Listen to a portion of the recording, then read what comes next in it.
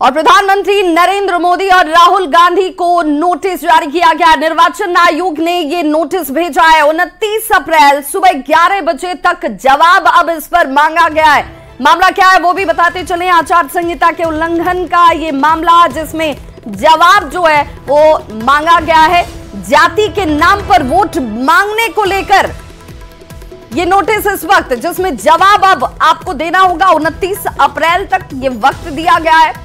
BJP और कांग्रेस के राष्ट्रीय अध्यक्ष को भी नोटिस इस बाबत जारी हुआ है। 11 बजे तक का वक्त, 29 अप्रैल 11 बजे तक आपको जवाब देना होगा कि जाति को लेकर और जाति के नाम पर वोट कैसे मांगा गया और इस मामले में क्या तर्क दिया जाता है, यह भी देखना होगा।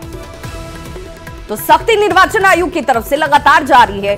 चुनाव के दौरान जब आचार संहिता लागू है तो वहां पर किन शब्दों का इस्तेमाल करना है और किस तरीके से चुनाव प्रचार करना है, इसका विशेष तौर पर पार्टियों को ध्यान रखना होगा। लेकिन इसके बावजूद इस तरह की खबरें सामने आ रही हैं और जिस पर चुनाव आयोग की तरफ से सख्ती भी दिख रही है।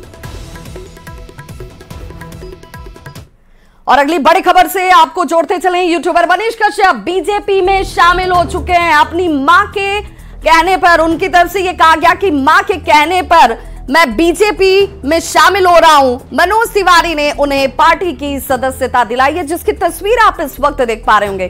तो यूट्यूबर मनीष कश्यप, जिन्हें बीजेपी में शामिल कराया गया है, और उनकी मां की तस्वीर भी आपको दिख रही होगी, जो वहां पर ठीक मनोज तिवारी के बगल में खड़ी हैं। मनोज तिवारी जो कि भाजपा के सांसद हैं और चुनावी मैदान में इस बार ताल भी ठोक रहे हैं, उनकी तरफ से मनीष कश्यप को, जो कि यूट्यूबर है, उन्हें सदस्यता बीजेपी के दिलाई गई। संजय मयूख की तस्वीर भी आप देख रहे होंगे।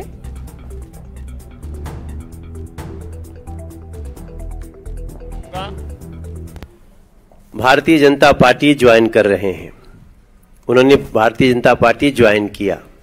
मेरे लिए खुशी का विषय है कि मेरा छोटा भाई मनीष कश्यप वो भारतीय जनता पार्टी के साथ हैं और बाकी हम हमेशा उनका सम्मान करेंगे। उनके योग्यता के अनुसार भविष्य में भारतीय जनता पार्टी उनको पूरा सम्मान देगी।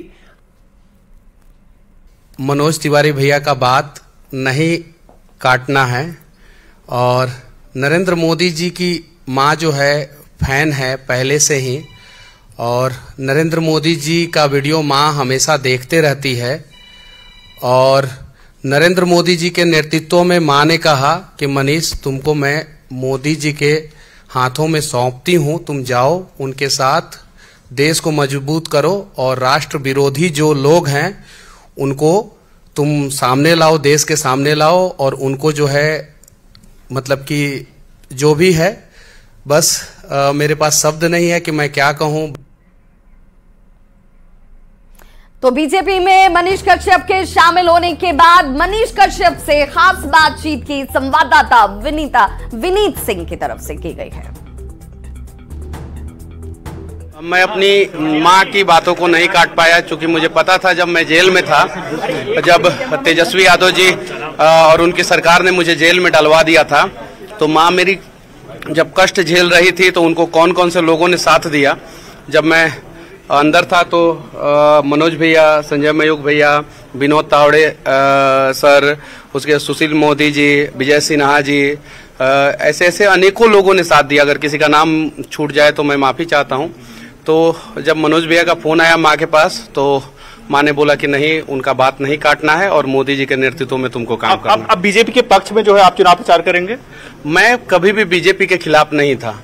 मैं बस, मेरी लड़ाई जो है बिहार का सबसे करप्ट परिवार जो है उससे है, जो किसी को भी दबा के जो है खत्म करना चाहता है, लालू परिवार, उससे है।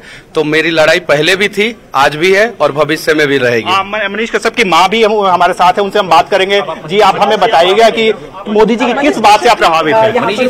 एकदम उनका वीडियो कॉल हम देख रही हूँ, बहुत हमको अच्छा लगे। तो आज अपने बेटा को उनके पास सौंप रहे हैं कि जो मेरा बेटा को आगे बढ़ाए और उनको काम करे। मनीष जी, अपू पाठक के साथ विनीत कुमार, न्यूज़ 18 दिल्ली। और फिलहाल